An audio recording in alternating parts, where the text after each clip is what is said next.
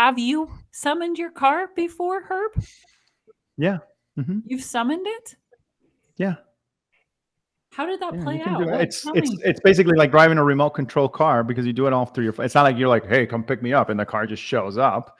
Like you have to do it through your phone, but it's cool, you know? Well, tell me, So tell me about the experience. You were it's out and about, and you yeah, I clicked a was button, and it standing came to there pick and you I up. and I summoned it, and then I put it in reverse with my phone, and it reversed, and then I The reason pushed that it in I forward. ask that is because we work at dealerships, right? So I asked him, "Have you ever summoned it at a dealership?" And he's like, "No, no."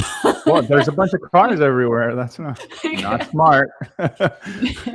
And they won't So let you summon it unless you're taking control because you have to be able to stop the car on a dime. You know what I mean? Like if you see something, you have to be able to like stop it. So you're literally driving the car from your phone. Yeah. Yeah. So I'll stay with that's my Jeep.